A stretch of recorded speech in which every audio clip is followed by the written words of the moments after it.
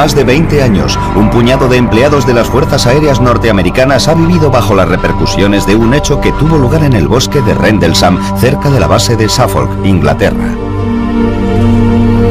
Ellos aseguran que en 1980, durante 2 noches, experimentaron un encuentro muy cercano con un objeto no identificado. Su relato hace que el suceso de Rendlesham sea uno de los más detallados y mejor documentados hasta la fecha. Estos testigos también afirman que el gobierno abrió una investigación y después intentó taparla. Este suceso tiene espeluznantes similitudes con un avistamiento producido casi 33 años antes, cuando una supuesta nave extraterrestre se estrelló cerca de una base militar de Roswell, Nuevo México. Ambos relatos están avalados por testimonios oculares de respetados oficiales, investigaciones del gobierno y documentos y pruebas clasificadas. Fue como el Santo Grial. Desde luego es el caso de ovnis más famoso de Gran Bretaña. No cabe ninguna duda, es el Roswell británico.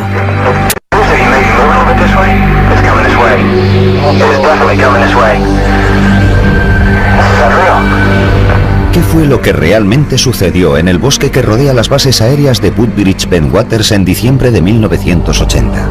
Si pregunta al Pentágono acerca de lo que sucedió en diciembre de 1980 en la base aérea de Woodbridge, le dirán que no pasó nada. La gente tiene que salir y contar algo. Sucedió y fue auténtico. Alguien más estuvo en el bosque de Rendlesham en 1980. El Roswell británico. Esta es la base de las Fuerzas Aéreas Británicas de Bentwaters. Situada a 110 kilómetros al nordeste de Londres, este ahora tranquilo lugar fue en su día una instalación militar altamente sofisticada. La función básica de las 2 bases era ayudar a la OTAN en caso de que se produjera una guerra en Europa.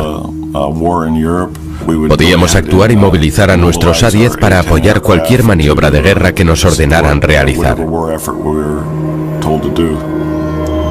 En 1980, con la Guerra Fría en pleno apogeo, las bases aéreas de Bentwaters y la cercana Woodbridge son mantenidas por unos 12.000 empleados de las Fuerzas Aéreas estadounidenses. Es uno de los complejos de la OTAN más grandes de Europa.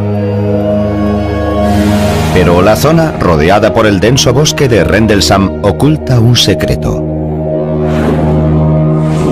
Este fue el lugar de almacenamiento de armas secreto de Bentwaters. Lo que se custodiaba aquí es oficialmente confidencial, pero tanto los investigadores como los observadores coinciden en que bajo estos búnkeres de hormigón se guardaba un arsenal nuclear. Aquellos búnkeres subterráneos de alta seguridad, con capas alternativas de acero, hormigón, tierra, acero, hormigón y tierra, contenían cerca de 300.000 kilotones de potencia nuclear. Los aviadores norteamericanos que trabajan en esta base están altamente cualificados. Están entrenados para enfrentarse a situaciones de vida o muerte con serenidad. Y esto es lo que hace que los hechos de Rendlesham sean aún más extraños, porque lo que estos intrépidos hombres vieron la noche de Navidad de 1980 les hizo temblar de miedo. Son las 3 de la madrugada. El piloto John Burroughs patrulla por la entrada este de la base aérea de Woodbridge, una de sus tareas habituales como policía de seguridad. Seguridad se encargaba de las pistas, el almacenamiento de armas y cosas así. Controlábamos la entrada a la base. Este joven de 20 años de edad lleva casi 2 en las Fuerzas Aéreas y ha estado destinado en Bentwaters durante casi año y medio. Hoy apenas hay mucho más que contemplar que las estrellas en el cielo. Hacía bastante frío. La noche estaba muy despejada, apenas había nubes, pero sí había un poco de niebla. Mientras camina, Bud, su superior, se acerca en un vehículo. Me siguió un trecho y me dijo que diéramos una vuelta. Los hombres se dirigen hacia el bosque de Rendlesham. De pronto, el sargento Stephens observa una extraña luz entre los árboles lejos de la carretera. Y dijo, vaya, ¿es eso normal? Yo miré hacia afuera y había un resplandor muy curioso en el bosque. Le dije, no, eso no es normal. Burroughs no las tiene todas consigo. Teníamos una sensación de peligro, de que algo no iba bien. Había diferentes luces de colores que parpadeaban intermitentemente. Alarmados, los hombres regresan apresuradamente a la base para llamar a la sala de control desde un teléfono seguro. No quieren transmitir esta información por sus emisoras de radio. Ante la insistencia de Burrows, la llamada es trasladada al control central de seguridad de la base. El comandante que está al mando envía al sargento Jim Penniston, de 26 años, al lugar. Penniston es policía de seguridad de las Fuerzas Aéreas desde hace 7 años. Me dijeron que tenía que acudir a la entrada sur porque había un problema. Yo pregunté qué tipo de problema y él me dijo, prefiero que el vigilante que está allí se lo cuente. Y yo respondí, bueno, ¿no puede esperar? No, tiene que ir allí inmediatamente.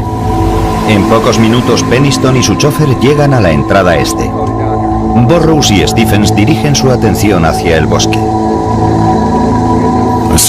Vi unas luces multicolores, amarillas y rojas. Estarían a unos 200 o 300 metros. A simple vista parecía que se había estrellado un avión. Ese color tiene el titanio y el carburante cuando arden. Penniston vuelve a llamar a Seguridad Central y obtiene permiso para investigar un posible accidente de aviación. Si se trataba de un accidente, podíamos acudir a prestar ayuda y establecer un cordón de seguridad. Siguiendo el procedimiento habitual, el sargento Penniston intenta recopilar toda la información de Bud Stephens. Yo le pregunté, bueno, ¿has oído cómo se ha estrellado, Bud? Y él me dijo, no, no se ha estrellado, ha aterrizado. Stephens está demasiado asustado para colaborar en la investigación. Regresa a su puesto mientras Burrows y Penniston continúan sin él. Poco después, salen rápidamente con el chofer y se dirigen hacia la misteriosa luz. Cuando la espesura les impide avanzar con el vehículo, Burrows y Penniston siguen a pie. Caminan unos 50 metros y perciben fuertes interferencias en sus radios. Cuanto más nos adentrábamos en el bosque, más interferencias había y más nos costaba mantener el contacto. De pronto, el sargento Penniston nota una descarga eléctrica en el aire. No era la primera vez que estaba en una situación apurada y ya conocía esa sensación de adrenalina. Pero esto era algo diferente. Se notaba en la ropa, en la cara, en el pelo. Cuanto más se acercan a la luz, menos parece un accidente. No olía a humo. Estaba demasiado tranquilo.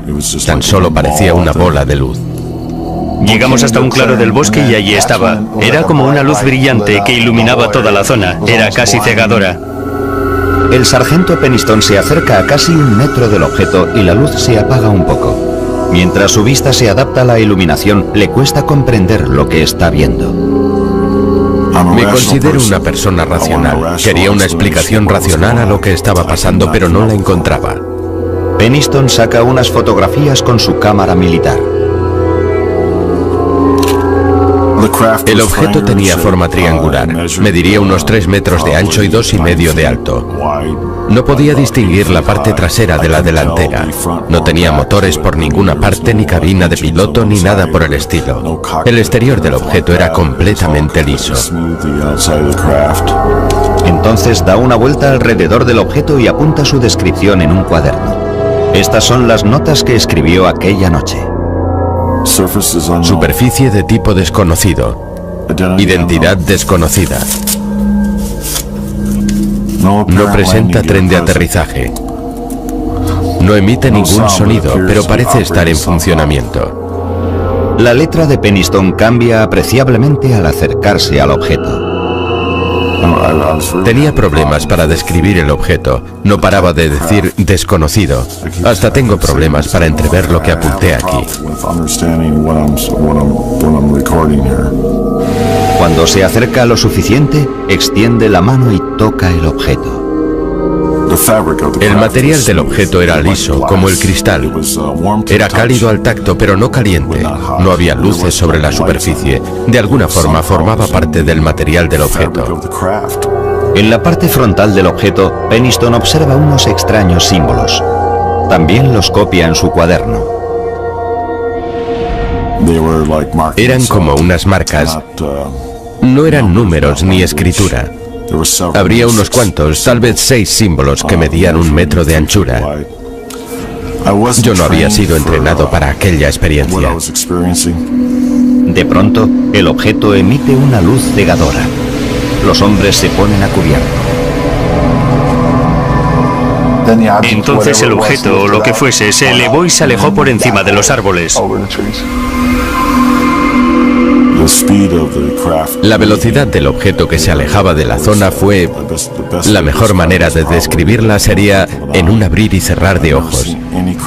En todos los años que llevo con las fuerzas aéreas jamás había visto un objeto moverse a tal velocidad ni jamás lo veré. Mientras los hombres se incorporan lentamente, les llama la atención otro destello de luz a través de los árboles.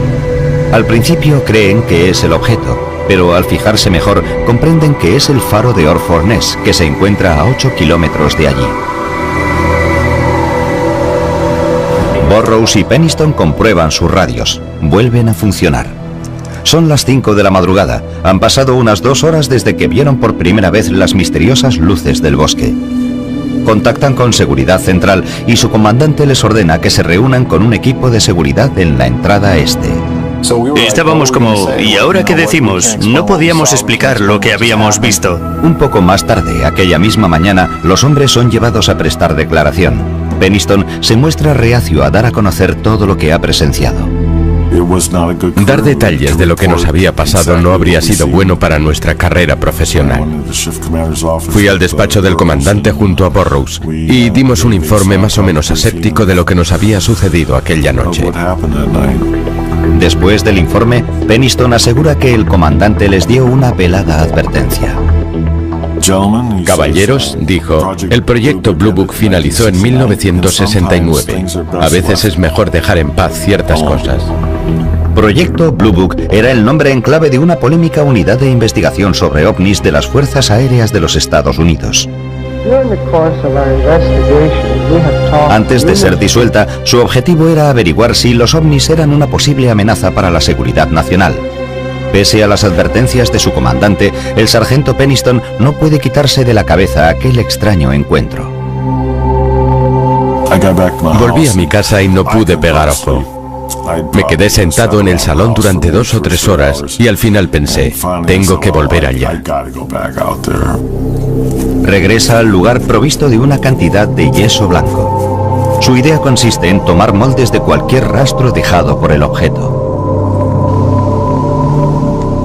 No estaba dispuesto a marcharme de allí sin obtener respuesta. Quería algo tangible. Detecta 3 huellas circulares en posición simétrica sobre el terreno. Tienen varios centímetros de profundidad y están a 3 metros de distancia.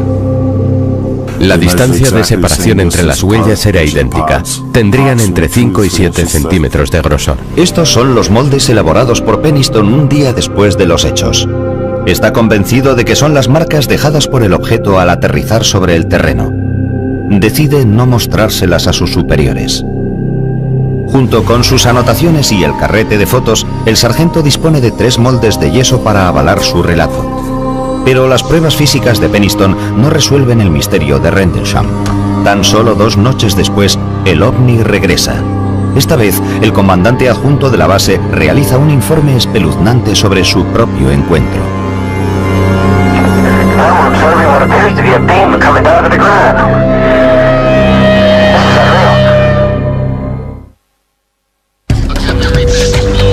Finales de diciembre de 1980.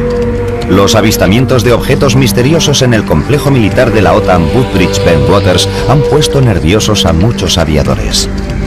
Estos extraños encuentros comenzaron la noche del 25 de diciembre, cuando varios aviadores declararon haber visto luces poco comunes.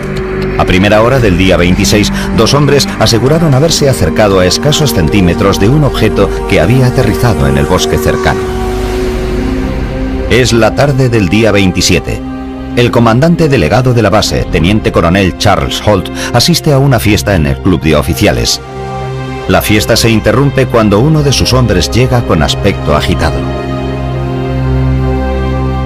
Llegó y estaba pálido como un cadáver. Y lo cierto es que era una persona con aplomo. Anteriormente había sido marine. Nos dijo, ha vuelto. Nos miramos y repitió, ha vuelto, el ovni ha vuelto. Después de 2 noches de relatos inquietantes, Holt decide tomar cartas en el asunto. La policía pasaba más tiempo mirando al cielo que a los aviones que debía proteger. Ya era hora de poner punto y final a todo este asunto. Holt da instrucciones a un grupo de seguridad de 3 hombres para que preparen su equipo y le esperen en su despacho. En pocos minutos se dirigen hacia el bosque de Rendlesham. Cuando Holt llega, ya se ha establecido un cordón de seguridad alrededor del perímetro del bosque. Holt es informado de la situación y se le comunica que el ovni ya no es visible, pero los hombres perciben extrañas interferencias en sus linternas de alta potencia. Holt y su equipo preparan una cámara de alta resolución, un contador Geiger y un aparato de visión nocturna llamado Starscope. Me llevé mi pequeña grabadora personal. Suelo llevarla conmigo a todas partes para grabar lo que sucede. El equipo se adentra en el bosque. Estaba dispuesto a investigar y demostrar que todo tenía una explicación razonable y sencilla. Esta es la grabación que Holt realizó aquella noche.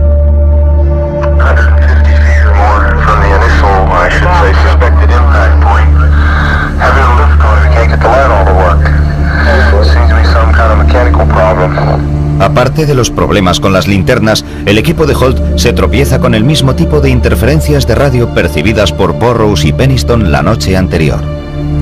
Están caminando por la zona donde Burroughs y Penniston aseguran haber visto el misterioso objeto cuando Holt repara en varias grietas en el tronco de algunos árboles. Es como si hubieran sido golpeados por un objeto grande. Holt ordena a uno de sus hombres que tome fotografías. Tomó varias fotos de las melladuras de los árboles. Sacó un montón de fotos seguidas. El contador Geiger comienza a registrar altos niveles de radiación, pero solo en las zonas que bordean el presunto lugar de aterrizaje.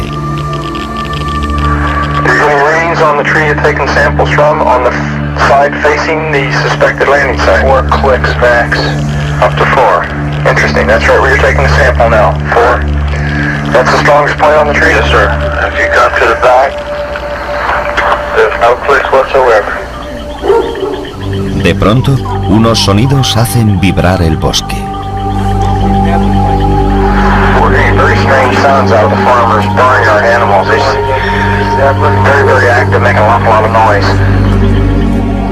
Los animales del bosque estaban muy excitados, metían mucho ruido, y los animales de una granja que estaba cerca de allí también parecían muy nerviosos. Uno de sus hombres señala hacia una luz que brilla desde lejos. Con su grabadora en marcha, Holt recoge cada instante de este suceso.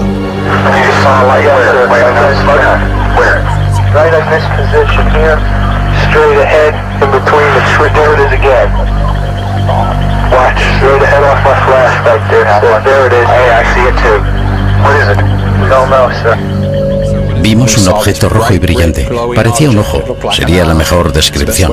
Era rojo brillante y tenía un centro oscuro. Parecía estar parpadeando.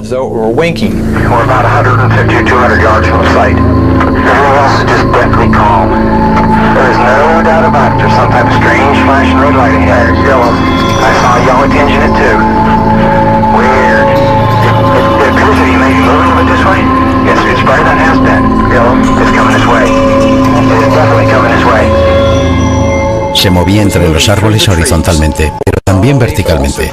En otras palabras, se movía en zigzag entre los árboles y goteaba. Yo lo definiría como metal fundido. Holt y sus hombres persiguen el objeto hasta una campa cercana.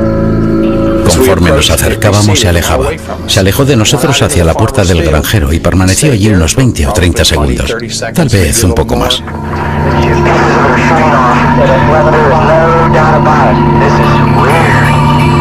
De repente explotó silenciosamente en multitud de objetos blancos, de modo que nos acercamos a la huerta y buscamos sobre el terreno marcas de quemaduras o pruebas, o cualquier cosa procedente del objeto.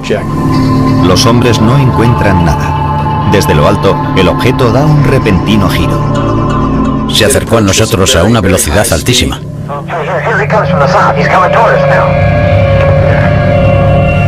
Se detuvo sobre nuestras cabezas y nos envió un rayo. Yo lo definiría como un rayo láser.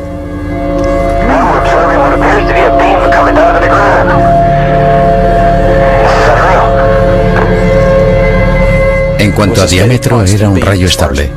Caía frente a nuestros pies y nos quedamos mirando asombrados. Y yo pensé, ¿será una señal? ¿Será una advertencia? ¿Nos estará amenazando? Y tan rápido como había aparecido, el objeto desapareció. El objeto se aleja rápidamente.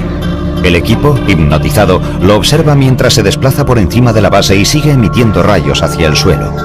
Algunos creen que la luz se proyecta directamente sobre la zona de almacenamiento de armas de la base, donde supuestamente se guardan misiles nucleares.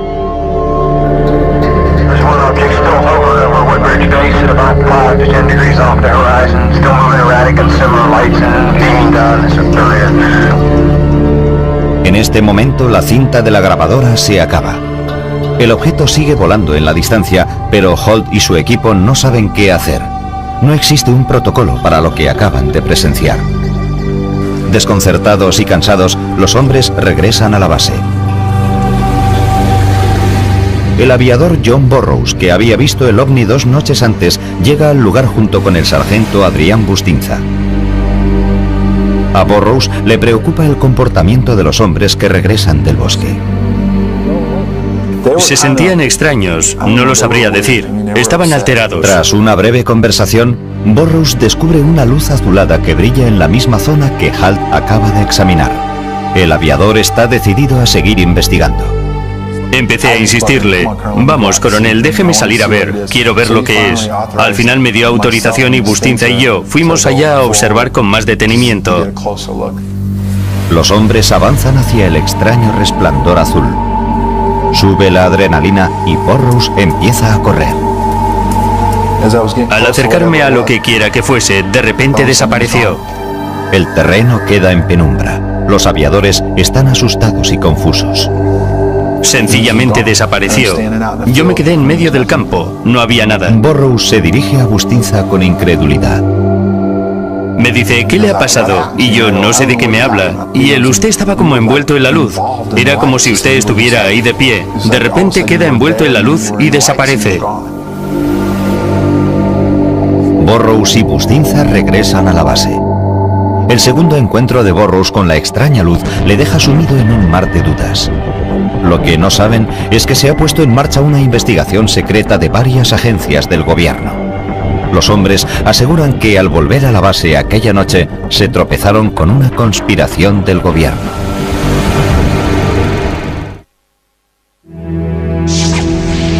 Enero de 1981. En las bases aéreas de Woodbridge Ben Waters, al este de Inglaterra, se disparan los rumores tras el misterioso avistamiento de ovnis por parte del personal militar norteamericano destacado allí. Muchos de ellos llevaban años de servicio, eran testigos muy bien entrenados, no es que hubieran aparecido la víspera así como así. La consiguiente investigación militar sigue siendo motivo de polémica hoy en día. Aquellos que aseguraron haber visto el ovni creen que los militares estaban más interesados en controlar el daño que en saber la verdad. Lo que hizo nuestro gobierno a estas personas por mantener la discreción es vergonzoso. Según estos aviadores, pronto se convirtieron en parte involuntaria de una coartada del gobierno. Al principio, la investigación se realiza siguiendo el procedimiento militar habitual. El comandante delegado de la base, Charles Holt, que también fue testigo, comienza a tomar declaración a los hombres que aseguraron haber visto el objeto. No tenía otra opción. No podía pasarlo por alto. Había demasiados testigos y demasiada gente en diferentes lugares. John Burroughs, que vio el ovni las 2 noches, asegura que su entrevista no deja lugar a dudas. Tomó nuestras declaraciones, las miró y dijo, esto es una locura, no hay explicación para lo que ha sucedido, y en eso quedó. Otros, como el sargento Jim Penniston, dicen que después de su reunión con Holt, comenzó otro largo e inquietante proceso. 2 semanas después de su entrevista inicial, Penniston es convocado para prestar otra declaración. Esta vez, ante un grupo de investigadores de alto nivel, el OIE.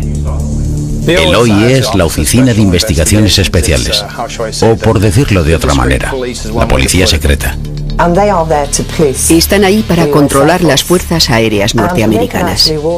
Pueden entrar en el despacho de un general e incluso arrestarlo. Tanto es el poder que tienen. Cuando Peniston entra en la sala, el ambiente es hostil. Comienza a declarar y muestra a los investigadores los bocetos y anotaciones de su encuentro. Según Peniston, el resto de la entrevista fue turbio. Al día de hoy, le cuesta recordar con exactitud las tácticas que utilizó el OIE para sacarle la información. Tomaron medidas extraordinarias para asegurarse de que estaba diciendo la verdad.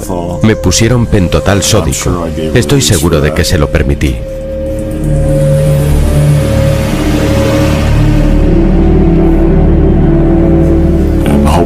Esperaba que creyeran que lo que decía era la verdad. Pienso que les di mi permiso para que lo hicieran.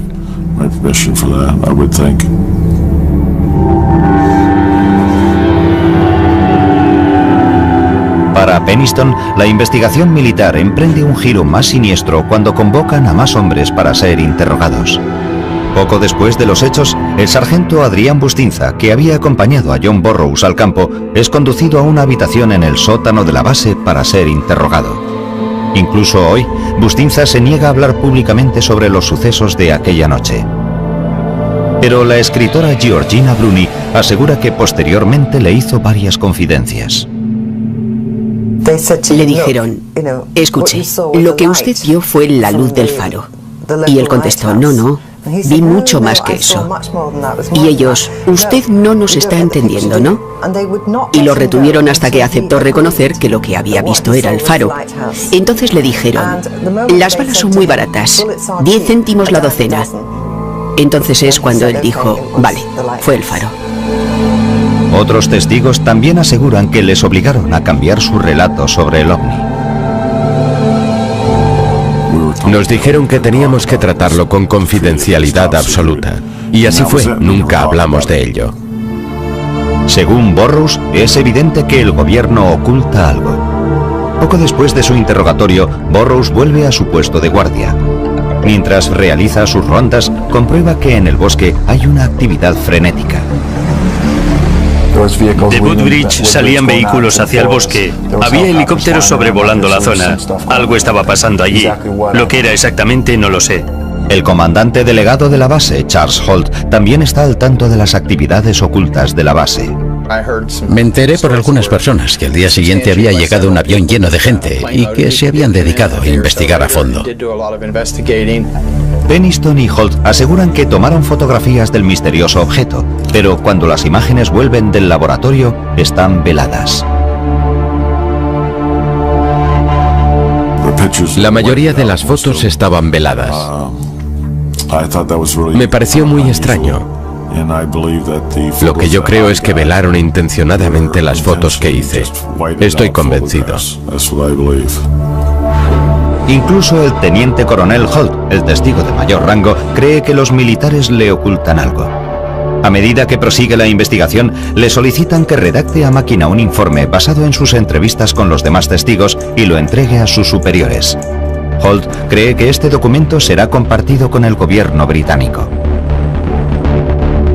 Holt hace lo que le ordenan y entrega un informe bajo el título Luces inexplicables. Escribe: los individuos informaron haber visto un extraño objeto brillante en el bosque. El objeto fue descrito como de apariencia metálica y de forma triangular. No es un informe definitivo. Muchos de los detalles faltan o son incorrectos y las descripciones a veces son vagas.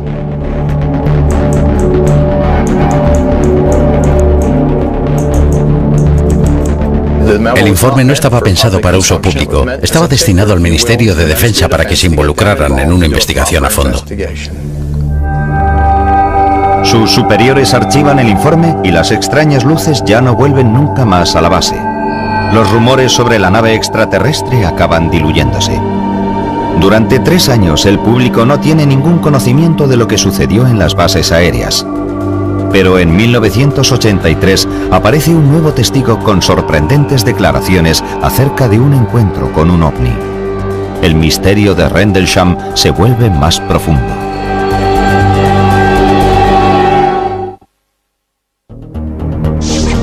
...2 de octubre de 1983. El periódico británico News of the World arrasa en kioscos con el titular: OVNI aterriza en Suffolk y es oficial. En el artículo se asegura que a finales de diciembre de 1980, un misterioso objeto impulsado por control inteligente invadió los cielos sobre la base aérea de Woodbridge Bentwaters. Pero lo más fascinante es que ofrece una prueba escrita, un informe oficial del gobierno que confirma los supuestos avistamientos.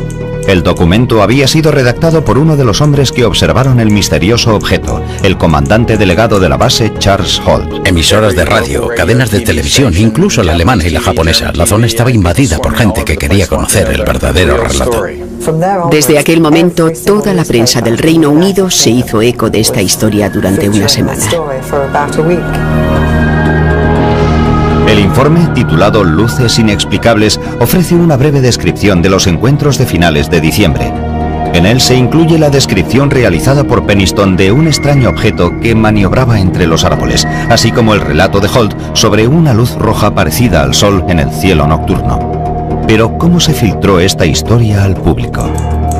El documento, conocido como Informe Holt, salió a la luz a través de Larry Warren, un antiguo policía de seguridad de Waters.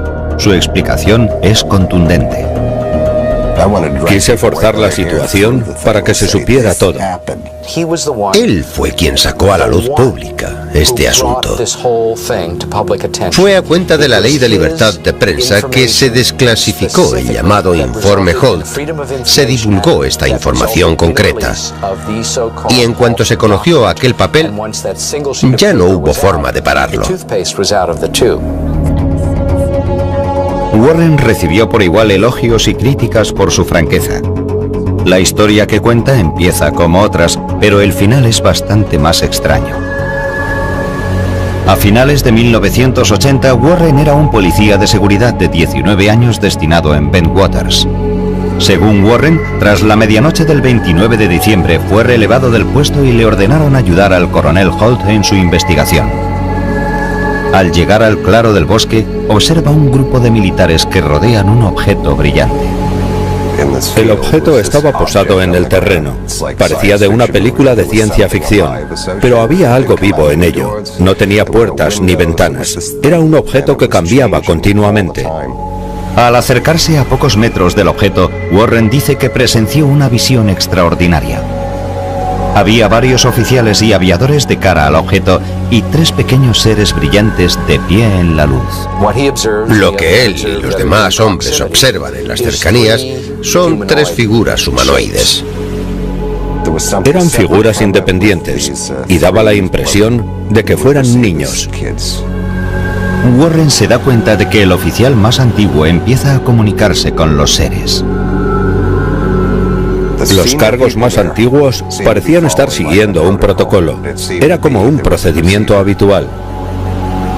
Warren es arrastrado lejos de la zona. No se le ofrece ninguna explicación de lo que acaba de ver. Al día siguiente, según sus palabras, es conducido a una sala con otros testigos para declarar. Recuerda un proyector de cine y 3 hombres trajeados. Nos mostraron varias películas de actividad militar ovni. Me imagino que serían de los años 40. Al igual que los demás testigos, Warren dice que cuanto más avanza el interrogatorio, más confusos son sus recuerdos. Lo siguiente que sucedió es como una serie de imágenes sin sentido. Warren recuerda que fue llevado contra su voluntad por unos hombres vestidos de negro que lo condujeron a un lugar subterráneo de la base. Recuerdo que me colocaron sobre una mesa. Había gente que me hablaba. Detrás había médicos y gente de las fuerzas aéreas. Tengo la imagen de una especie de cantina. Yo intentaba comer algo y estaba solo a la mesa. Son imágenes. Me las podrían haber implantado en la cabeza. Warren dice no saber si sus recuerdos son verdaderos o si aquellas imágenes le fueron implantadas por investigadores militares para confundirlo y distraerle de lo que realmente sucedió. Tras conocerse los sucesos de Rendlesham, las acusaciones de Warren ponen furiosos a otros testigos. Estos aviadores y oficiales exigen saber la verdad, pero el relato de Warren tiene muy poca coherencia. Todo esto nos sentó mal. Son unos hechos que realmente sucedieron, pero lo que él describió no se ajustaba a la realidad. Divulgar este tipo de detalles extremos era injusto respecto a la gente que estaba involucrada. Parte de estos hechos sí se corresponden con el relato de otros testigos presenciales. Warren, al igual que Charles Holt y Jim Pennington, recuerda haber visto un objeto reluciente en un claro del bosque de Rendlesham después de las Navidades de 1980. Pero Larry Warren es el único aviador que asegura haber visto formas de vida alienígenas. Otro problema que presenta la versión de Warren es que nadie recuerda haberle visto en el bosque la noche en cuestión. Nadie recuerda que estuviera allí aquella noche, ninguno. He hablado con todos los que tomaron parte, incluso los que se mantuvieron al margen, y nadie recuerda haber visto a Warren en ningún lugar, salvo en la base, entrenando. Warren se mantiene firme en sus convicciones. Jamás me ha importado mi papel en todo esto. Nunca he representado intencionadamente nada, ni he mentido, ni he intentado obtener algo de forma injusta. Las contradicciones que rodean el caso Rendlesham han sido frustrantes para los investigadores de ovnis. Hay muchos testigos fiables, pilotos entrenados para ser buenos observadores y permanecer tranquilos en situaciones extremas, pero las discrepancias entre sus versiones son demasiado llamativas. En los años siguientes, los investigadores luchan por desentrañar el misterio. En 2002, unos documentos desclasificados del gobierno arrojan nueva luz sobre aquellos misteriosos sucesos del bosque de Rendlesham.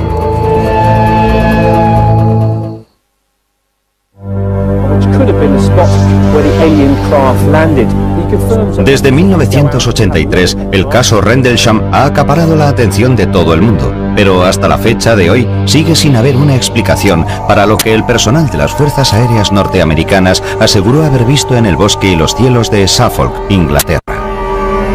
Algunos expertos que han revisado los informes de las extrañas luces y la nave brillante han llegado a la conclusión de que se trata de una simple ilusión óptica. James McGaha, general retirado de las Fuerzas Aéreas, se enteró por casualidad. Oí hablar del caso de Rendlesham por primera vez en 1983, cuando estuve en la base realizando unas maniobras militares de servicio provisional. En su recorrido descubre que a 8 kilómetros de las bases, a orillas del Mar del Norte, se encuentra el faro de Orford Ness. McGaha cree que los testigos confundieron este faro con un ovni. En una noche fría y oscura de diciembre, el faro proyecta su luz a través de los árboles. Este brillante foco de luz se cuela entre los árboles y puede producir efectos ópticos muy curiosos. La luz se dispersa por los árboles. John Burroughs sí menciona el faro en su primera declaración ante sus superiores. En el informe dice que una vez desaparecidas las misteriosas luces, pensó que el faro era otro objeto, pero rápidamente se dio cuenta de su error. Quiero dejar algo bien claro. Por mucho que alguien quiera distorsionarlo, si se lee el informe, sobre todo el mío, se hace una distinción entre lo que vimos al principio y la luz del faro que vimos posteriormente. En ningún momento de mi declaración pone que creímos que la luz del faro era el objeto. He hecho una exhaustiva investigación en torno a este faro. Podríamos pasar horas discutiéndolo, pero es imposible que la luz de un faro viaje 8 kilómetros entre los árboles y lance rayos sobre el suelo. Definitivamente, no pudo ser el faro. Pero McGaha asegura que hay otra explicación para las luces del cielo que nada tiene que ver con los ovnis. La noche del 25, hacia las 9:30, un satélite Cosmos volvió a entrar en la atmósfera terrestre. Seguramente tendría un aspecto de bola de fuego, como un meteoro muy brillante. Durante casi 20 años, escépticos y creyentes han seguido buscando respuestas. En 2002, en parte gracias a investigadores como Georgina Bruni, el gobierno británico desclasifica una nueva partida de archivos. Los documentos proporcionan nueva información sobre el caso, pero también suscitan nuevos interrogantes. Una cosa sí queda clara. El gobierno británico investigó los misteriosos avistamientos en 1981. Este hecho parece demostrar que los investigadores militares no creían que los avistamientos fueran provocados por un faro o un satélite. Pero los archivos también revelan los puntos débiles de la investigación. Descubrimos que parte de las instalaciones de radar eran defectuosas. Las cámaras no funcionaron la noche en cuestión o tuvieron un problema y no había película. Entonces los investigadores basaron sus pesquisas en el informe escrito original del teniente coronel Charles Holt. En su documento declara que el primer suceso ocurrió el 27 de diciembre, pero en realidad los avistamientos empezaron el 25 de diciembre. El error de Holt ha provocado que los investigadores examinaran las noches equivocadas durante 20 años. Para Nick Pope, oficial del Ministerio de Defensa, es una revelación frustrante. Posiblemente se trataba del suceso ovni más importante que había tenido lugar jamás en suelo británico. Pero no solo las fechas estaban mal, se había perdido un tiempo precioso. Por otra parte, se han apartado muchos de los archivos desclasificados en 2002. Los investigadores confían en que los gobiernos británico y estadounidense faciliten más información, incluyendo las fotografías sacadas por el personal de las Fuerzas Aéreas la noche de los avistamientos. Estas son las únicas imágenes que quedan de la investigación. Muestran a las autoridades examinando el supuesto lugar de aterrizaje, pero no hay rastro de objetos extraños. La postura oficial de las Fuerzas Aéreas norteamericanas es que los sucesos no suponen una amenaza para la seguridad nacional. Para muchos, esta afirmación no es cierta. En la base se guardaban armas nucleares. Los informes de naves no identificadas tendrían que haber despertado la alarma entre los militares. Hubo algunos objetos que sobrevolaron la zona de almacenamiento de armas y proyectaron luces sobre el terreno. ¿Eso no es importante para defensa?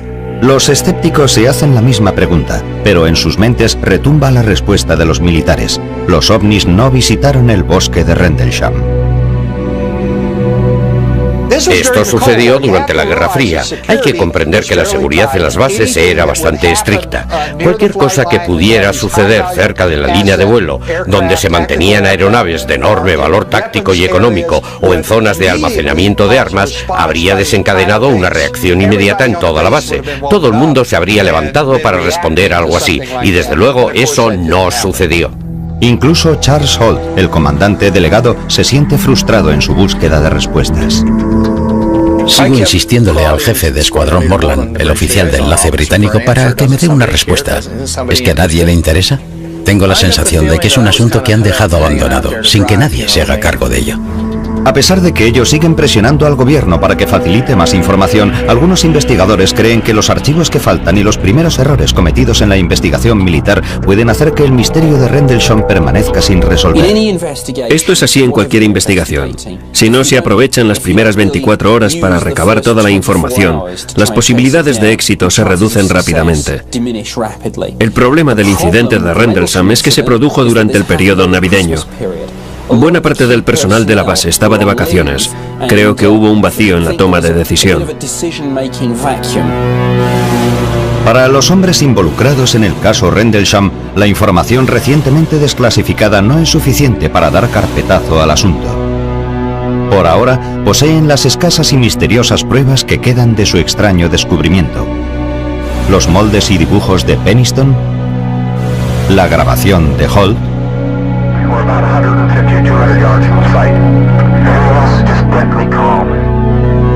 Jim Peniston, Larry Warren y John Burroughs siguen preguntándose por qué el gobierno oculta la verdad. Hay una cadena de mando, hay una cadena de custodia, se guarda registro de todo, y en este caso han hecho como si todo se hubiera volatilizado.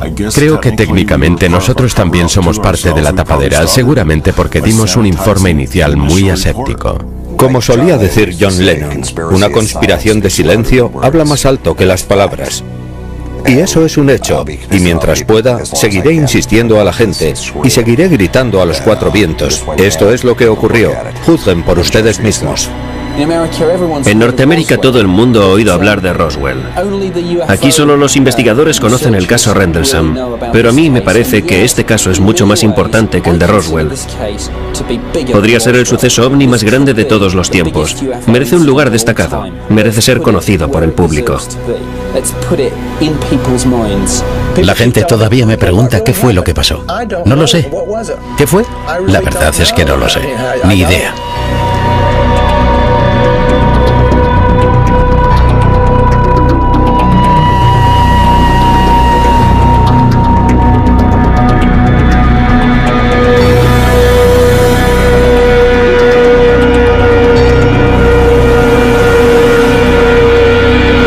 rodeada por el denso bosque de Rendlesham, oculta un secreto. Este fue el lugar de almacenamiento de armas secreto de Ben Waters. Lo que se custodiaba aquí es oficialmente confidencial, pero tanto los investigadores como los observadores coinciden en que bajo estos búnkeres de hormigón se guardaba un arsenal nuclear. Aquellos búnkeres subterráneos de alta seguridad, con capas alternativas de acero, hormigón, tierra, acero, hormigón y tierra, contenían cerca de 300.000 kilotones de potencia nuclear. Los aviadores norteamericanos que trabajan en esta base están altamente cualificados. Están entrenados para enfrentarse a situaciones de vida o muerte con serenidad. Y esto es lo que hace que los hechos de Rendlesham sean aún más extraños, porque lo que estos intrépidos hombres vieron la noche de Navidad de 1980 les hizo temblar de miedo. Son las 3 de la madrugada. El piloto John Burroughs patrulla por la entrada este de la base aérea de Woodbridge, una de sus tareas habituales como policía de seguridad. Seguridad se encargaba de las pistas, el almacenamiento de armas y cosas así.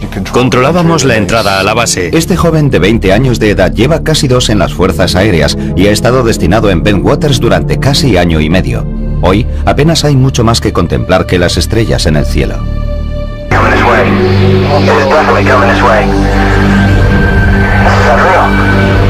¿Qué fue lo que realmente sucedió en el bosque que rodea las bases aéreas de Woodbridge Ben Waters en diciembre de 1980? Si pregunta al Pentágono acerca de lo que sucedió en diciembre de 1980 en la base aérea de Woodbridge, le dirán que no pasó nada. La gente tiene que salir y contar algo. Sucedió y fue auténtico. Alguien más estuvo en el bosque de Rendlesham en 1980. El Roswell británico. Esta es la base de las Fuerzas Aéreas Británicas de Ben Waters. Situada a 110 kilómetros al nordeste de Londres, este ahora tranquilo lugar fue en su día una instalación militar altamente sofisticada. La función básica de las dos bases era ayudar a la OTAN en caso de que se produjera una guerra en Europa. Podíamos actuar y movilizar a nuestros A-10 para apoyar cualquier maniobra de guerra que nos ordenaran realizar. En 1980, con la Guerra Fría en pleno apogeo, las bases aéreas de Ben Waters y la cercana Woodbridge son mantenidas por unos 12.000 empleados de las Fuerzas Aéreas estadounidenses. Es uno de los complejos de la OTAN más grandes de Europa. Pero la zona hacía bastante frío. La noche estaba muy despejada, apenas había nubes, pero sí había un poco de niebla. Mientras camina, Bud, su superior, se acerca en un vehículo. Me siguió un trecho y me dijo que diéramos una vuelta. Los hombres se dirigen hacia el bosque de Rendlesham. De pronto, el sargento Stephens observa una extraña luz entre los árboles, lejos de la carretera. Y dijo, vaya, ¿es eso normal? Yo miré hacia afuera y había un resplandor muy curioso en el bosque. Le dije, no, eso no es normal. Burroughs no las tiene todas consigo. Teníamos una sensación de peligro, de que algo no iba bien. Había diferentes luces de colores que parpadeaban intermitentemente. Alarmados, los hombres regresan apresuradamente a la base para llamar a la sala de control desde un teléfono seguro. No quieren transmitir esta información por sus emisoras de radio. Ante la insistencia de Burroughs, la llamada es trasladada al control central de seguridad de la base. El comandante que está al mando envía al sargento Jim Peniston, de 26 años, al lugar. Peniston es policía de seguridad de las Fuerzas Aéreas desde hace 7 años. Me dijeron que tenía que acudir a la entrada sur porque había un problema. Yo pregunté qué tipo de problema y él me dijo, prefiero que el vigilante que está allí se lo cuente. Y yo respondí, bueno, ¿no puede esperar? No, tiene que ir allí inmediatamente. En pocos minutos, Peniston y su chofer llegan a la entrada este. Burroughs y Stephens dirigen su atención hacia el bosque. Vi unas luces multicolores, amarillas y rojas. Estarían a unos 200 o 300 metros. A simple vista parecía que se había estrellado un avión. Ese color tiene el titanio y el carburante cuando arden. Peniston vuelve a llamar a Seguridad Central y obtiene permiso para investigar un posible accidente de aviación. Si se trataba de un accidente, podíamos acudir a prestar ayuda y establecer un cordón de seguridad. Siguiendo el procedimiento habitual, el sargento Peniston intenta recopilar toda la información de Bud Stephens. Yo le pregunté, bueno, ¿has oído cómo se ha estrellado, Bud? Y él me dijo, no, no se ha estrellado, ha aterrizado. Stephens está demasiado asustado para colaborar en la investigación. Regresa a su puesto mientras Burroughs y Peniston continúan sin él. Poco después, salen rápidamente con el chofer y se dirigen hacia la misteriosa luz. Cuando la espesura les impide avanzar con el vehículo, Burroughs y Peniston siguen a pie. Caminan unos 50 metros y perciben fuertes interferencias en sus radios. Cuanto más nos adentrábamos en el bosque, más interferencias había.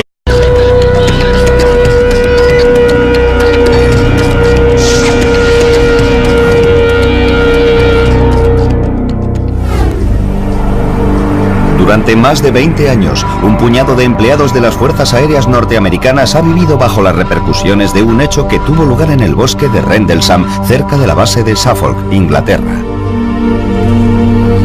Ellos aseguran que en 1980, durante 2 noches, experimentaron un encuentro muy cercano con un objeto no identificado.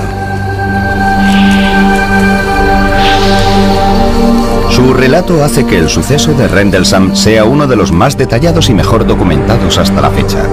Estos testigos también afirman que el gobierno abrió una investigación y después intentó taparla. Este suceso tiene espeluznantes similitudes con un avistamiento producido casi 33 años antes, cuando una supuesta nave extraterrestre se estrelló cerca de una base militar de Roswell, Nuevo México. Ambos relatos están avalados por testimonios oculares de respetados oficiales, investigaciones del gobierno y documentos y pruebas clasificadas. Fue como el Santo Grial. Desde luego es el caso de ovnis más famoso de Gran Bretaña. No cabe ninguna duda. Es el Roswell británico.